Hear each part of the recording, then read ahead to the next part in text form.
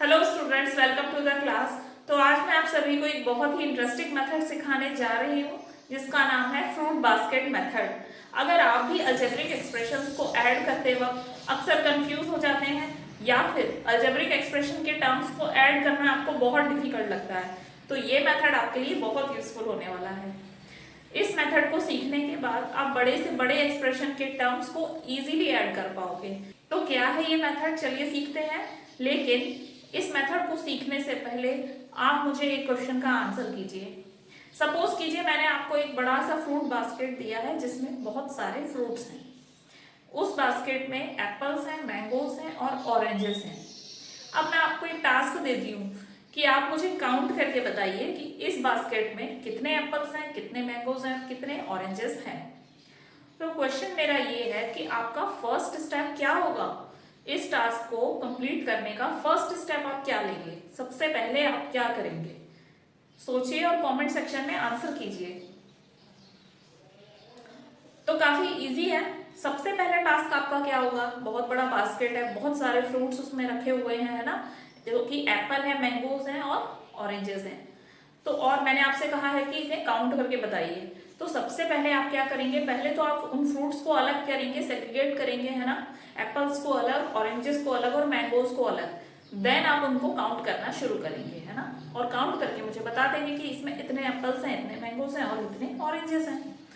अब फ्रूट्स को सेग्रीगेट करने का रीजन क्या था, क्यों आपने सबसे पहले फ्रूट्स को सेग्रीगेट किया, अलग किया और फिर उन्हें काउंट किया। तो ऐसा इसलिए क्योंकि आप एप्पल्स को ही एप्पल्स में ऐड कर सकते हो, ऑरेंजेस को ही ऑरेंजेस में ऐड कर सकते हो और मैंगोज को ही मैंगोज में ऐड कर सकते हो।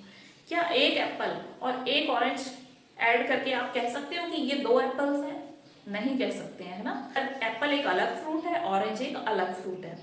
क्या दो ऑरेंजेस लेकर और तीन मैंगोज लेकर आप कह सकते हो ये 5 मैंगोज हैं या 5 ऑरेंजेस हैं? नहीं कह सकते हैं, है ना। ऑरेंजेस अलग है, मैंगोज अलग हैं, सभी फ्रूट्स की कैटेगरी अलग है, इसलिए सबको अलग अलग ऐड किया जाएगा। ओके, आप एप्पल्स को अलग ऐड करेंगे, मैंगोज को अलग एंड ऑरेंजेस को अलग, और इजीली मुझे अपना आंसर बता देंगे। अब ये टास्क तो बहुत ही इजी है, ये तो वो बच्चा भी कर सकता है जिसने काउंटिंग सीख ली है, ठीक है। तो ये मैं आपको क्यों सिखा रही हूँ, तो स्टूडेंट्स जितना इजी ये टास्क था, आपको फ्रूट्स को काउंट करके मुझे बताना था कि कितने एप्पल है, कितने मैंगोज हैं, कितने ऑरेंजेस है, उतना ही इजी होता है एक अलजेब्रिक एक्सप्रेशन में टर्म्स को ऐड करना। अगर आप इन दोनों चीजों को आपस में रिलेट कर पा रहे हैं तो उतना ही इजी है ये, बिलीव मी। जब मैं इसे प्रैक्टिकली सॉल्व करके आपको दिखाऊंगी कि कैसे ये रिलेटेबल है, तब आप समझेंगे। तो चलिए अलजेब्रिक एक्सप्रेशन में इसे कैसे अप्लाई कर सकते हैं हम सीखते हैं, है ना। आपको इन्हीं स्टेप्स का ध्यान रखना है जो आपने इस इजी से टास्क को करने में स्टेप्स लिए हैं, वही स्टेप्स आपको एक अलजेब्रिक एक्सप्रेशंस के टर्म्स को ऐड करने के लिए लेना है, ठीक है। चलिए प्रैक्टिकली इसे देखते हैं। बोर्ड पर आपको दो अलजेब्रिक एक्सप्रेशंस दिए हुए हैं, इन दोनों अलजेब्रिक एक्सप्रेशंस को आपको ऐड करना है।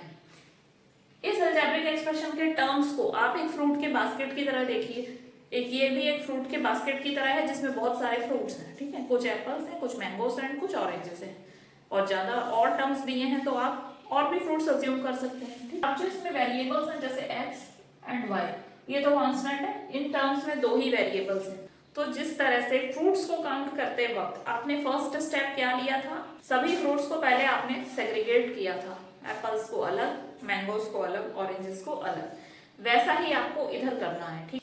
इन एक्सप्रेशन में जो वेरिएबल्स हैं उन्हें आप फ्रूट्स की तरह देखिए, अलग अलग फ्रूट हैं, एक्स एक अलग फ्रूट है, वाई एक अलग फ्रूट है, कांस्टेंट अलग है, ठीक है।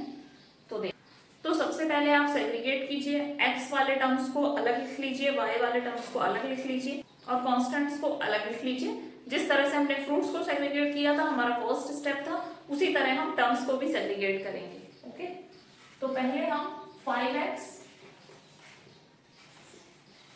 अब x वाला टर्म एक और कौन सा है, ये है -4x, इसे इसके पास लिख लीजिए -4x। और किसी में x है नहीं है, दैट मीन्स ये वाले वेरिएबल हो गए पूरे। सेकेंड है 2y प्लस 2y लिख लीजिए।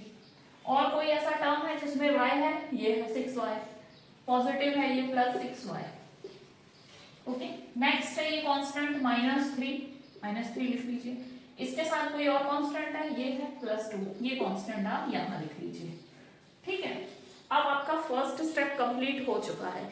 जैसे हमने फ्रूट्स को सेग्रीगेट किया था, अब हम टर्म्स को सेग्रीगेट कर चुके हैं। अब नेक्स्ट स्टेप, हमने फ्रूट्स को ऐड किया था, इसी तरह से अब हम टर्म्स को ऐड करेंगे। ओके, जिस तरह से एप्पल ही एप्पल से ऐड होता है, उसी तरह से एक्स वाला टर्म एक्स वाले टर्म से ऐड होगा। जिस तरह ऑरेंज ही ऑरेंज से ऐड होगा, उसी तरह वाई वाला टर्म वाई वाले टर्म से ऐड होगा। जिस तरह से हम एक एप्पल और एक ऑरेंज को ऐड नहीं कर सकते, हम नहीं कह सकते कि ये 2 एप्पल हैं 2 ऑरेंज हैं, उसी तरह से एक्स वाले टर्म को हम वाई में ऐड नहीं करेंगे। Okay,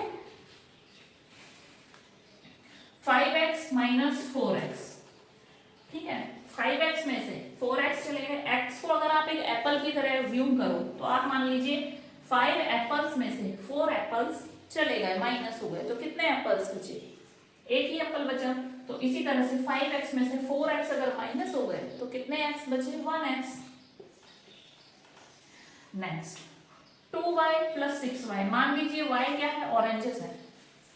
2 oranges plus 6 oranges, 2 oranges और 6 ऑरेंजेस को अगर आप ऐड करेंगे तो आपके पास कितने ऑरेंजेस होंगे? 8 ऑरेंजेस। तो 2y और 6y को अगर आप ऐड करेंगे तो कितने y हो जाएंगे? 8y। ओके, तो plus 8y। Now constant -3 plus 2, ठीक है, -3 और प्लस 2। अगर देखिए इंटीजर को हम कैसे सॉल्व करते हैं, दोनों के साइन डिफरेंट है, तो नंबर्स को हम क्या करेंगे? सबट्रैक्ट। 3 में से 2 को माइनस कर दीजिए, 3 में से 2 माइनस करोगे आंसर आएगा 1। साइन किसका लगता है? जो नंबर बड़ा है। 3 बड़ा है या 2 बड़ा है? 3 इज ग्रेटर, है ना, तो साइन क्या होगा? माइनस का साइन लगेगा, है ना। तो इस तरह से हम टर्म्स को ऐड करेंगे। ओके, अब आप देखिए ये एक अलग वेरिएबल है, ये एक अलग वेरिएबल है, ये एक कांस्टेंट है। This is x, this is y and this is a constant. तो अब आप इसे आगे ऐड नहीं कर सकते हैं, ठीक है, क्योंकि अब इनके वेरिएबल्स अलग अलग हैं। तो ये ही है आपका आंसर। तो इस तरह से फ्रूट बास्केट मेथड को यूज करके आप इजीली एक्सप्रेशंस के टर्म्स को ऐड कर सकते हैं। अब अगर इसे आप माइंड में रखेंगे तो आपको कितना भी बड़ा एक्सप्रेशन दिया हो आप ऐड कर पाएंगे, है ना। तो आई होप इस मेथड को सीखने के बाद अलजेब्रिक एक्सप्रेशन के टर्म्स को ऐड करना आपके लिए अब बहुत ही इजी हो गया होगा। कितने भी टर्म्स दिए हो अब आप बिना कंफ्यूज हुए उन्हें ऐड कर सकते हैं। तो वीडियो अगर यूजफुल लगा है तो प्लीज इसे लाइक कीजिए और शेयर कीजिए। मैथ से रिलेटेड ऐसे ही इंटरेस्टिंग वीडियोस इस चैनल पर आते रहेंगे, तो चैनल को प्लीज सब्सक्राइब कर लीजिए। मिलते हैं नेक्स्ट वीडियो में। Till then bye bye, stay connected and keep learning.